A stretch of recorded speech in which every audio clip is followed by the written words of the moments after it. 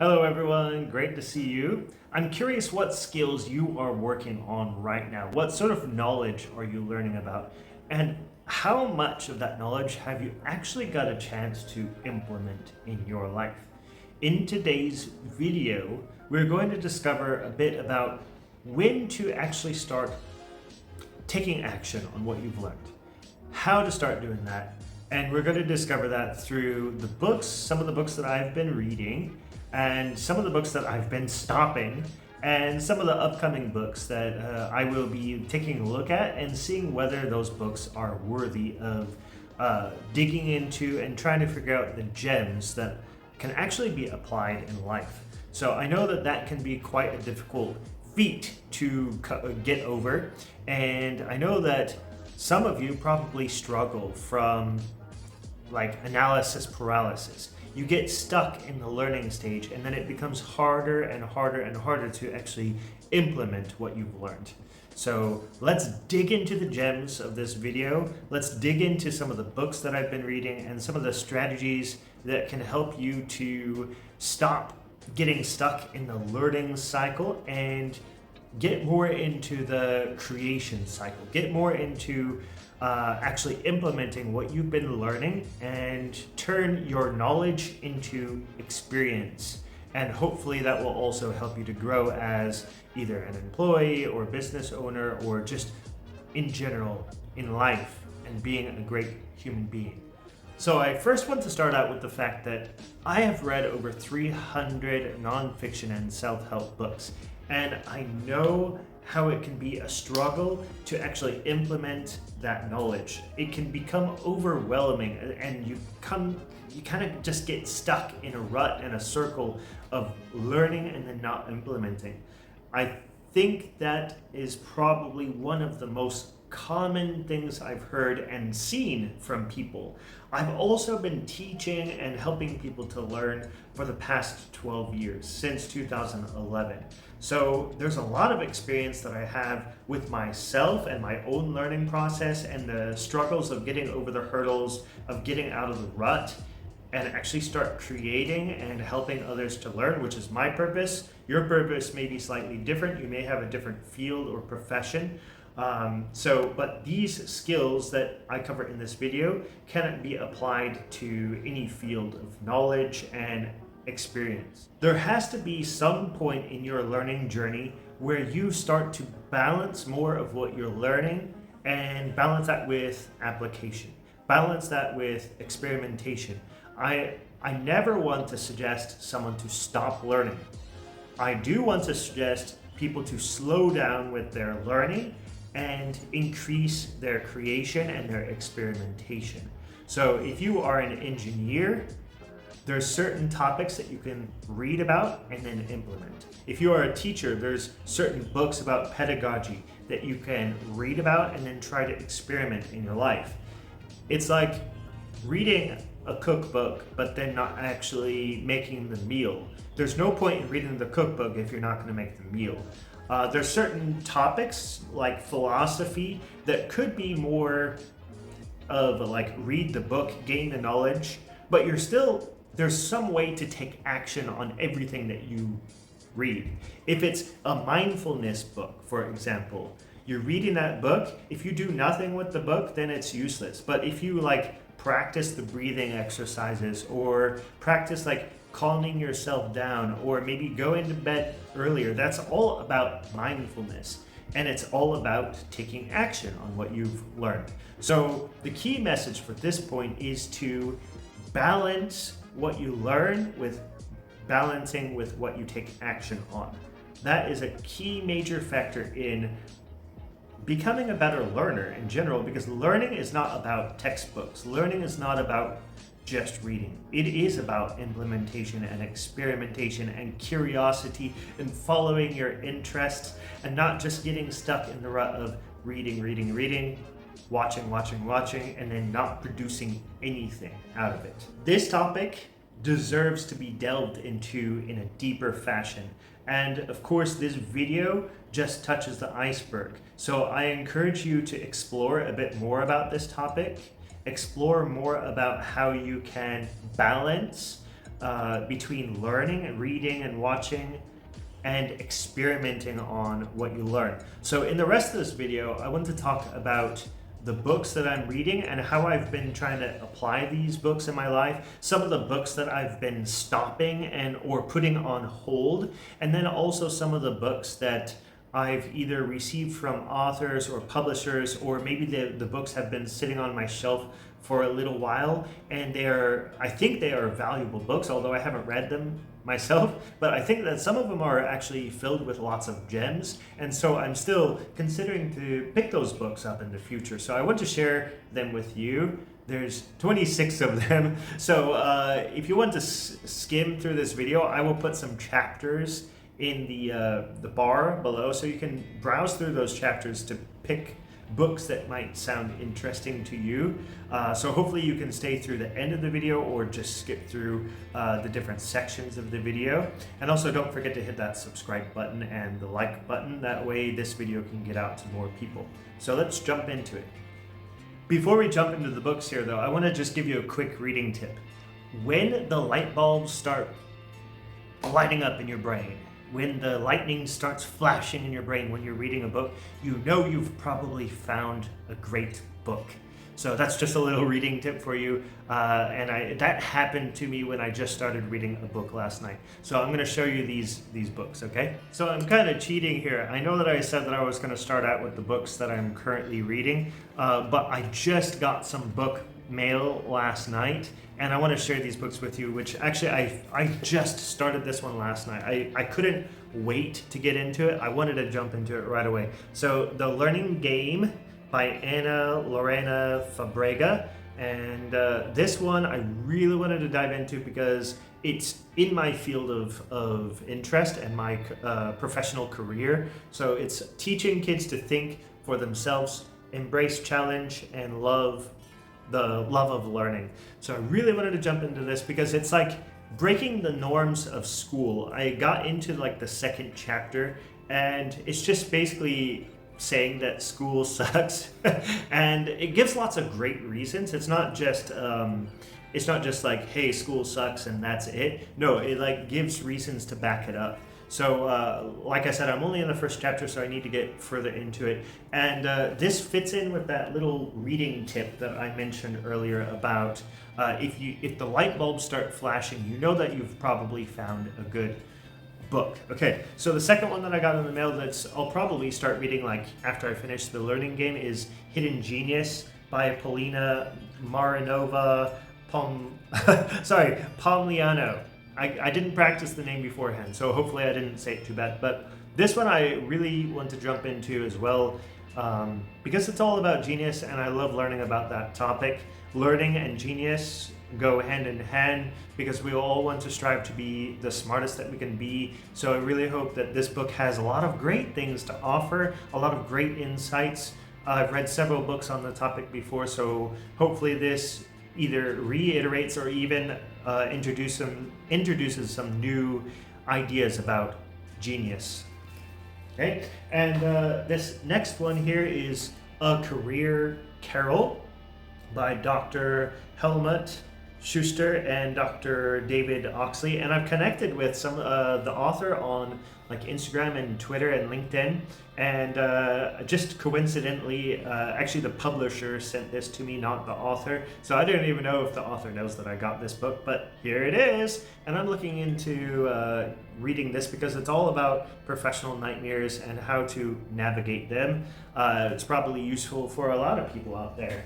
And this one is probably going on my stack of author and publisher books that I will get to eventually, but it's not like high up on my list, which sorry to say because the book does look very interesting and it does look like I could learn a lot about history from this book. It's called Drunk on Power, Volume 1, A Senior Defector's Inside Account of the Nazi Secret Police State by Heinrich Pfeiffer. Writing as Heinrich Orb. So yeah, this one looks like it's a very, very good history book. I mean, it's filled with tons of pictures from World War II, and let's see how that one goes. But I won't be getting into it right away. Okay, now on to the official stack of books that I'm actually reading. So, From Paycheck to Purpose by Ken Coleman. I've been reading this one for a little while now. It is almost one of those books that I kind of like put aside, but it's actually really easy to read, and some of the takeaways are really good for careers, giving advice for people who want to switch careers, or giving advice for people who want to get into a career, maybe they're just out of university, and following your purpose, hence the title. So this is a pretty good one, pretty easy to read. Typical self-help type of book, but sometimes those are good to read. They're a good refresher and they're very motivating. And then this one, The Killers of the Flower Moon. I'm in love with this book. David Grann, The Osage Murders and the Birth of the FBI, which is going to be made into a feature film soon with Leonardo DiCaprio and Robert De Niro, Brendan Fraser, directed by Martin Scorsese. And the book is great. I'm nearly done with it. I've just got like 50 pages left. And movie comes out on October 20th, 2023. So I'm really gonna, just the story is sad, violent, and just plain interesting. There's that one. And then this one, I got this book from a friend. He's from Surabaya, lives in Hawaii. His name is Amin Lehman, and the title is Karate Project Management, 7 Bodies of Knowledge.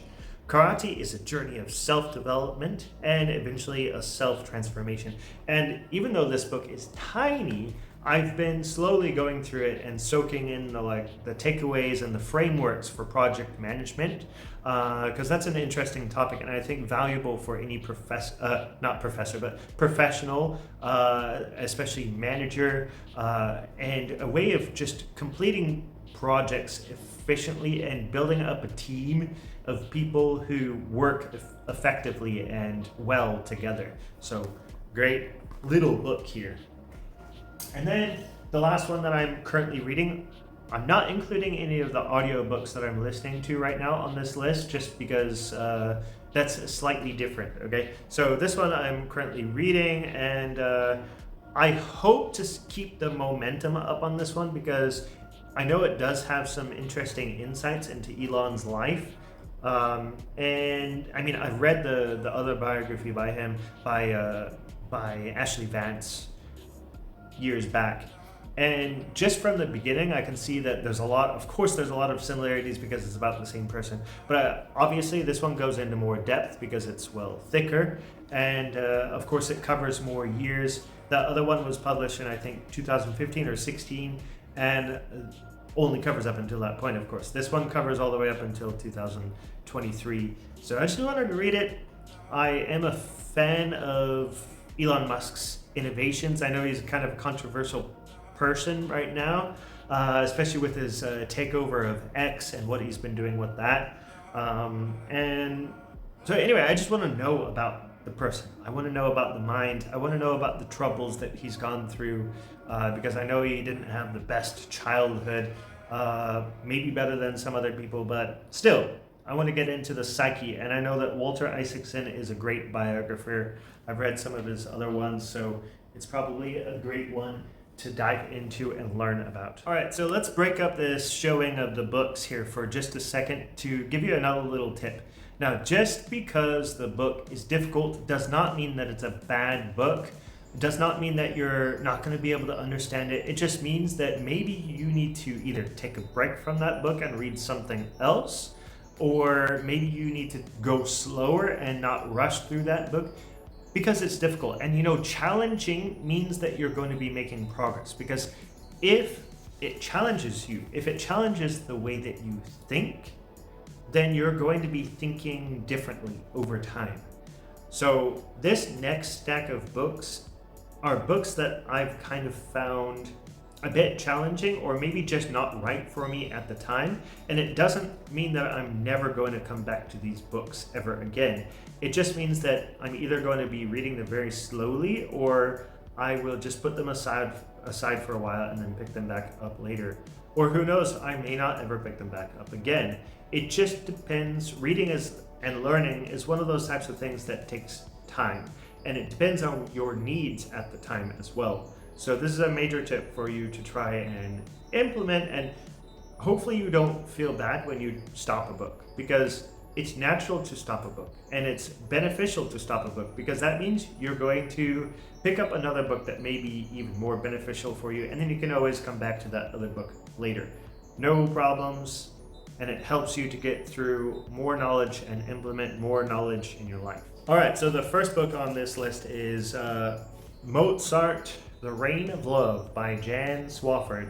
A few years ago, I read, 2019 actually, I read same book or same author about Beethoven, and that one was amazing. I listened to it on audiobook. Maybe that's why I got through it a lot easier than I have for this one. Now, I probably read only about 50 pages out of like, I don't know, 800 or something. And it's not that this is a bad book. Actually, it's filled with some gems, even in just the first 50 pages. I can show you some of the things that I wrote on here on the cover.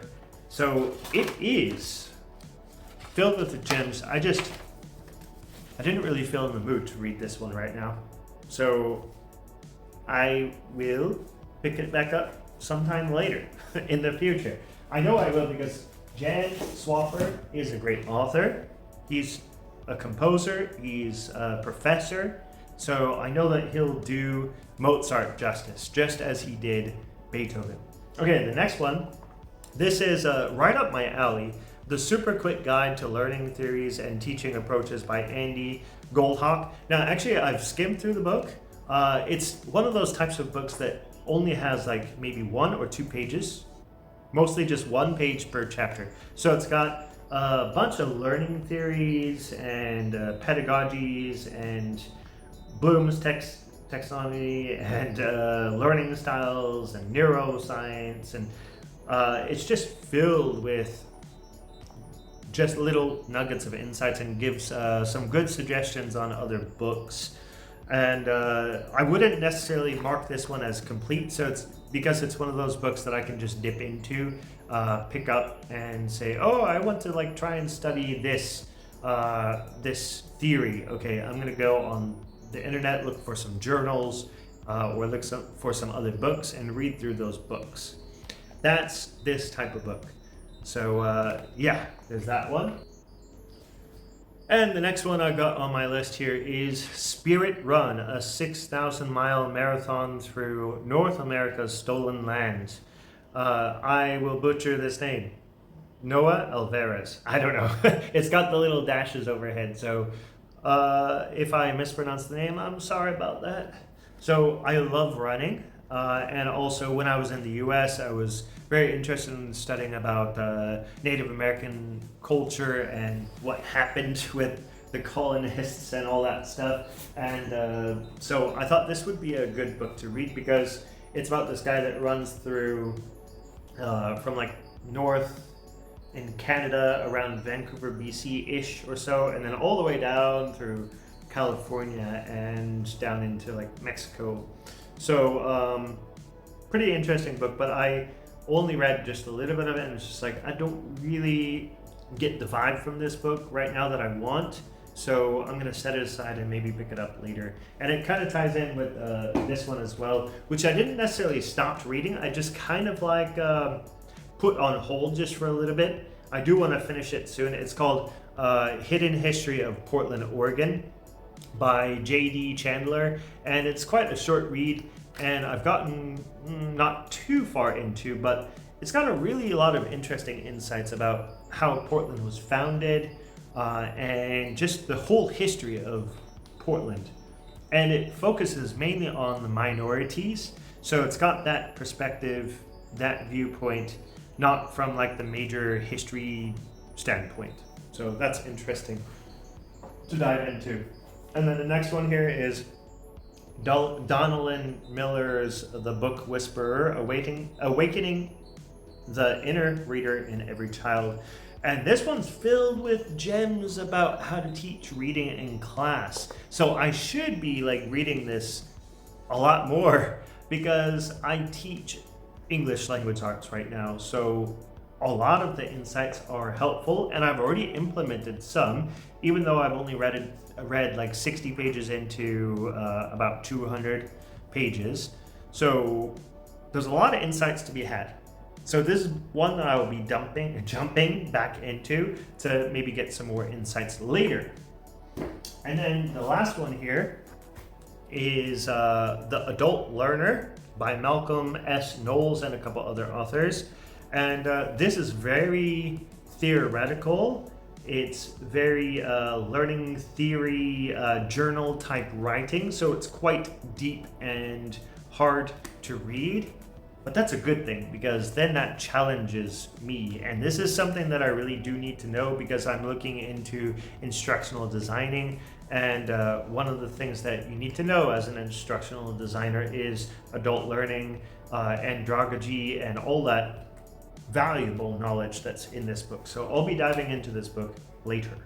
Okay, and this next list of books is about books that have been kind of sitting on my shelf for a while, that I actually really do want to read. For most of them, I want to read them very soon. And then some of them are kind of ones that, well, I may get to sooner or later. So this one, Man and His Symbols by Carl G. Jung.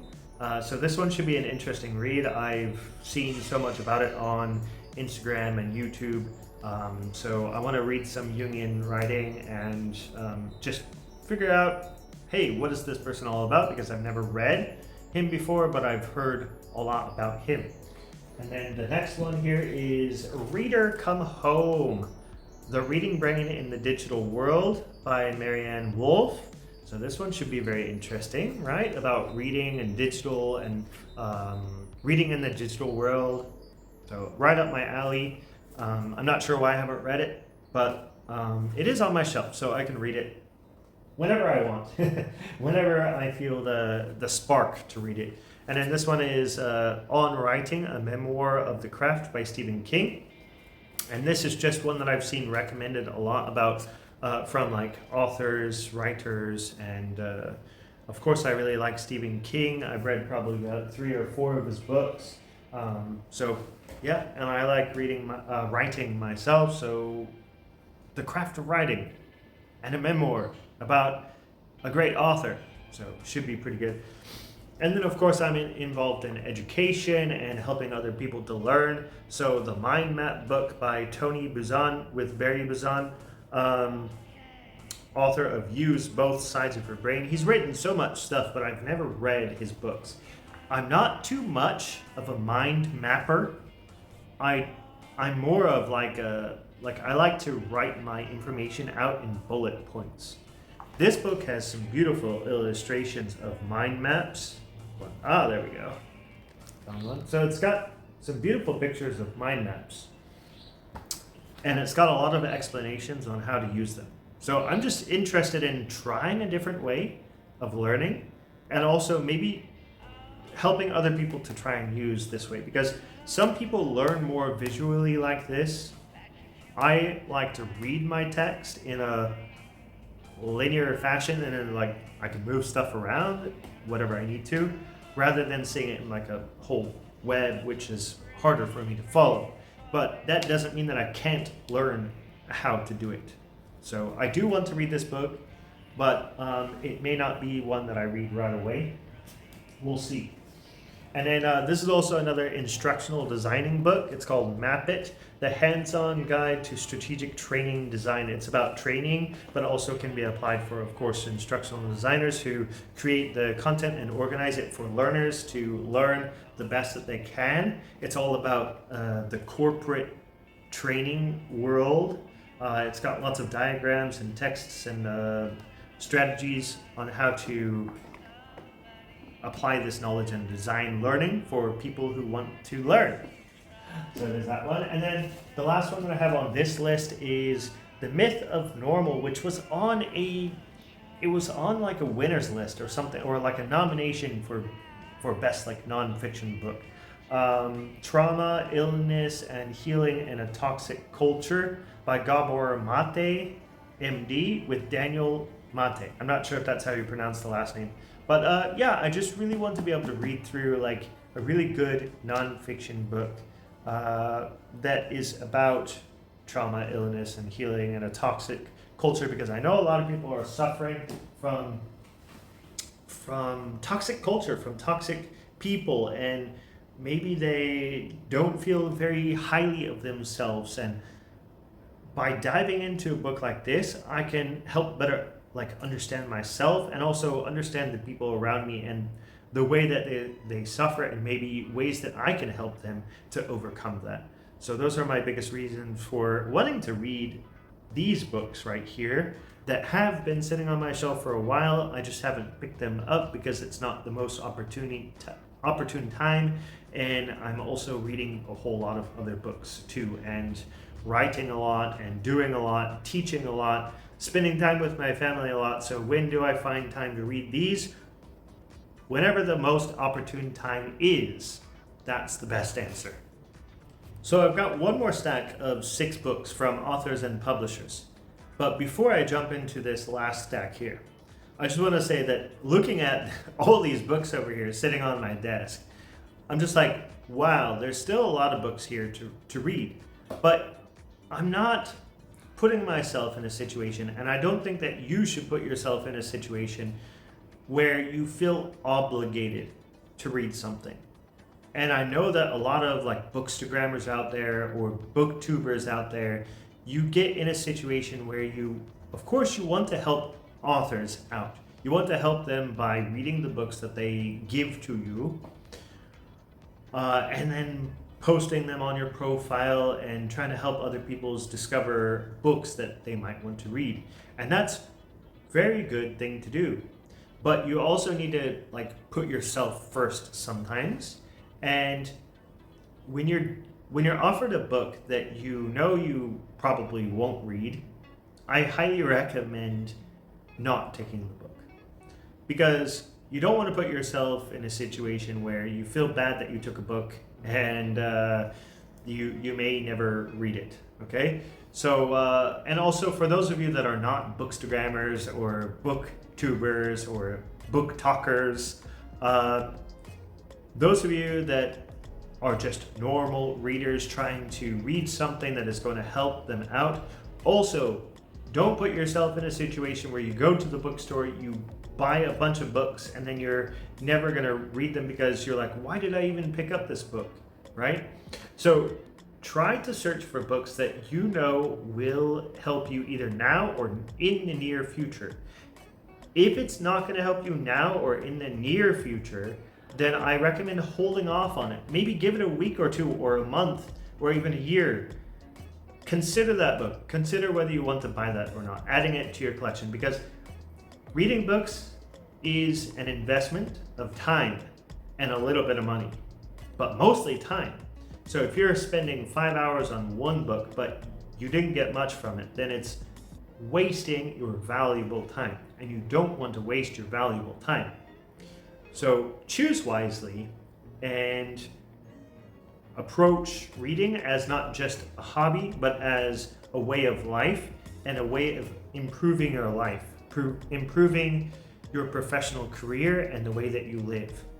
So that's my third tip in this video. Now let's get into the last stack of 6 books from publishers and authors that I still have yet to read. All right, so the first book here is The Hunter's Walk, Nabil Ismir. Now this is a fiction book, but I'm really looking forward to reading this sometime in the future because it's got a lot of cultural meaning and probably some philosophical meaning as well. So I really do want to read this in the future, and if it does interest you, check that one out. Yeah, go to the bookstore or go to Amazon or whatever website you might use to get your books and check this one out. All right, and the next one that I got from the publisher is John and Martha King, Lift, How to Start, Run, and Grow Your Own Successful Business. Now these guys have been in business for a long time. They've got airplanes, they train people, and it just looks like an interesting story, even though like there are people that we probably haven't really heard of, or maybe you have. They probably have a lot of insights to offer about business and growing your business. I mean, they've been in business for decades. I can't remember exactly how long, but they have a lot of insights. And even if the person is not very well known, it doesn't mean that we can't learn from them. Everyone has their own experiences that we can all learn from. Okay, next book here is Turn Your Passions into Profits, The Proven Path for Building a Rewarding Online Business by Matt McWilliams. So this is definitely right up my alley. I love building my online presence and business, and probably a lot of you out there too, or maybe you want to start your own online business. So I think this one will probably have some good insights. I recently got it within the last month or two, so this is one that I'll probably read sooner than some of the others, because again, relevancy is key. A book should be something that, like a toolkit, right? A book is a toolkit.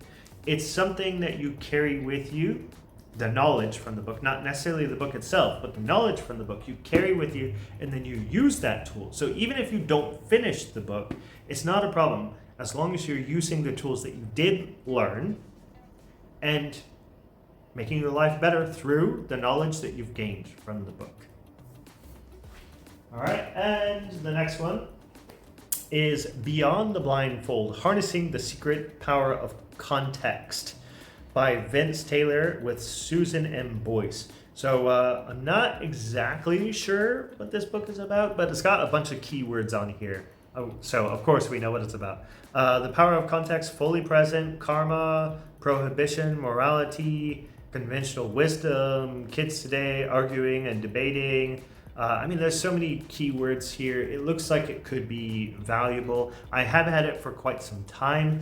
I think it arrived late at my house from the publisher, because sometimes sending it from the US or from Europe all the way over here to Indonesia takes some time. So it is one that I will read in the future, and I will share about in more detail later. Okay, we got two more. This one is Transparent Investing, How to Play the Stock Market Without Getting Played. A data-proven, simple investing strategy. And I really love that simple yet impactful cover. It's by Patrick Geddes. And I'm not an investor. I haven't invested. I've read a few books on investing, so it's not really high up on my list to read, but it looks like it could be an impactful read for people who do invest. And who knows, I might start investing in the future. So this would be a good playbook to read, I think. And the very last one here is 365 Days of Gutsy Women by Rosemary, the font is a bit messy, Rowan Fans, I think. So this is like a day-to-day type of read, where you read one page and that's one day, 365 days in a whole year. So if you just want to dip in and learn about interesting women throughout history, I think that would be kind of a cool book to read. I just haven't, I'm not a huge fan of those types of books where you've only got one page of wisdom and then it goes on to another topic. I like reading books about one or two particular topics in one book. That way I can dive into more depth.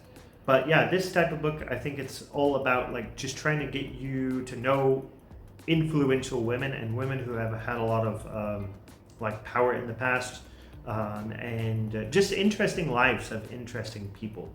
So yeah, that is the last step. Wow, that was a lot of things to talk about in that video, but I really do hope that it was extremely valuable for you.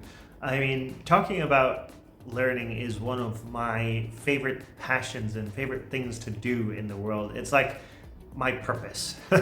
So I hope the suggestions of the books were useful. I hope the tips about when to stop reading, how to stop reading, how to maximize your learning potential through what you've been learning and then implementing that into your life. I hope that all those tips have been very useful for you. So make sure you do subscribe to this channel. like it, and also please to pass the video on to people who either want some great book suggestions or want some great tips on how to learn better and how to maximize their learning and implementation. So please do share, because we want to get this video and this channel growing to help more people to learn. Okay, take care, and I'll see you in the next video.